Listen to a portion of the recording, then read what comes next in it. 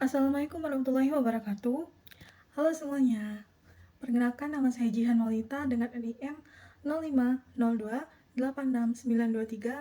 dari Program Studi Ilmu Administrasi Negara. Video ini saya buat untuk memenuhi tugas pada mata kuliah Manajemen Pelayanan Publik. Permasalahan ini terjadi berawal pada bulan Mei tahun 2025 ketika Kementerian Sosial menerbitkan Surat Keputusan Nomor 80 Tahun 2025 yang mengubah basis data penyaluran bantuan sosial. Data lama yang digunakan yaitu DTKS digantikan oleh DTSEN atau Data Tunggal Sosial Ekonomi Nasional sesuai dengan Instruksi Presiden Nomor 4 Tahun 2025. Pergantian basis data ini mengakibatkan jutaan peserta BPI di seluruh Indonesia dinonaktifkan secara otomatis dari kepesertaan BPJS Kesehatan. Berdasarkan pemberitaan Times Indonesia pada September tahun 2025, sebanyak 3.683 warga Kota Probolinggo kehilangan akses BPJS Kesehatan sejak bulan Mei tahun 2025. Data dari Radar Bromo pada Februari tahun 2026 menunjukkan masih ada sekitar 3.198 warga yang dicoret dari kepesertaan. Lebih luas lagi, sebanyak 24.432 jiwa peserta Universal Health Coverage Kota Probolinggo tercatat tidak aktif per Januari tahun 2026. Penonaktifan yang terjadi secara tiba-tiba ini menimbulkan konsekuensi sosial yang serius. Masyarakat yang sebelumnya memiliki jaminan kesehatan mendadak tidak dapat mengakses layanan medis tanpa menanggung biaya secara mandiri. Bagi warga yang memiliki atau menderita penyakit kronis dan membutuhkan pengobatan rutin, kondisi ini berpotensi mengancam keselamatan jiwa. Permasalahan ini juga mengindikasikan adanya kelemahan sistemik dalam pengelolaan data serta koordinasi antar lembaga dalam penyelenggaraan pelayanan publik. Pada dimensi pertama yaitu keandalan atau reliability, permasalahan yang muncul dapat diklasifikasikan ke dalam 4 bentuk utama. Yang pertama, hilangnya akses jaminan kesehatan secara mendadak. Banyak warga yang baru mengetahui status kepesertaannya itu nonaktif ketika sudah tiba di fasilitas kesehatan. Kedua, ketidakakuratan data sosial ekonomi, di mana warga yang secara nyata kurang mampu itu tidak lagi dimasukkan dalam penerima bantuan. Yang ketiga, proses reaktivasi yang panjang dan birokratis karena harus menunggu persetujuan dari pemerintah pusat.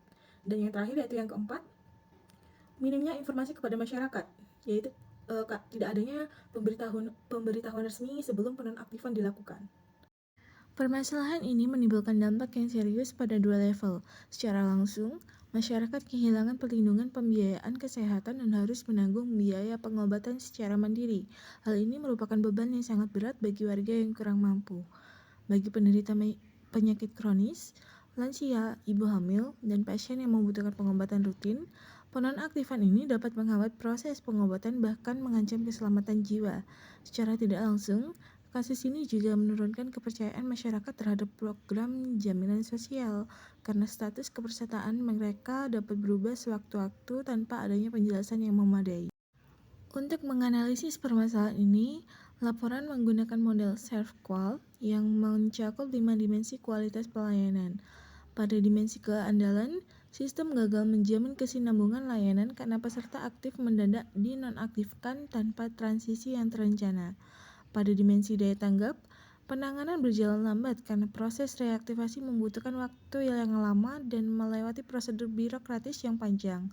Pada dimensi jaminan, masyarakat kehilangan rasa aman atas perlindungan yang seharusnya diberikan negara. Pada dimensi empati, kebijakan tidak mempertimbangkan kondisi kelompok yang rentan dan sangat bergantung pada keberlangsungan layanan kesehatan. Pada dimensi bukti fisik, sarana pelayanan tersedia, namun tidak dapat dimanfaatkan karena status kepesertaan yang nonaktif. Dengan demikian, hampir seluruh dimensi SERVQUAL menunjukkan kelemahan dalam kasus ini. Jika ditinjau dari Undang-Undang Nomor 25 Tahun 2009, kasus ini juga berpotensi melanggar 4 asas pelayanan publik, yaitu asas kepastian hukum, asas keterbukaan, persamaan perlakuan, serta asas akuntabilitas.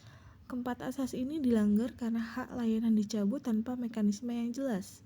Tidak ada pemberitahuan sebelum penonaktifan, masyarakat miskin yang berhak justru dikeluarkan dari sistem, dan tidak adanya kejelasan pihak yang bertanggung jawab atas kesalahan yang terjadi. Berdasarkan hasil analisis, terdapat 5 faktor utama penyebab permasalahan ini. Pertama, akurasi dan pemutahiran data sosial ekonomi yang belum optimal. Kedua, lemahnya koordinasi antara pemerintah pusat, pemerintah daerah, dan BPJS Kesehatan. Ketiga, tidak adanya sistem pemberitahuan dini kepada peserta terdampak. Keempat, prosedur reaktivasi yang panjang dan birokratis. Kelima, kurangnya sosialisasi kepada masyarakat mengenai perubahan kebijakan yang berlaku. Untuk mengatasi permasalahan ini, ada 5 rekomendasi yang dapat dilakukan. Pertama, percepatan reaktivasi melalui layanan terpadu satu hari di satu tempat dengan memanfaatkan dana DBHJT melalui mekanisme BPID. Kedua, penguatan verifikasi data berbasis komunitas dengan melibatkan RT, RW, dan kelurahan sebagai sumber data primer sebelum penonaktifan dilaksanakan. Ketiga, penerapan prinsip presumption of entitlement, yaitu verifikasi aktif dan notifikasi langsung kepada peserta sebelum status kepesertaannya dihapus. Keempat, optimalisasi program UHC daerah melalui skema PBPU Pemda dan BP Pemda agar tidak ada warga yang jatuh ke dalam celah perlindungan. Kelima, peningkatan literasi masyarakat mengenai hak-hak mereka sebagai peserta JKN secara aktif dan menjangkau kelompok yang paling rentan.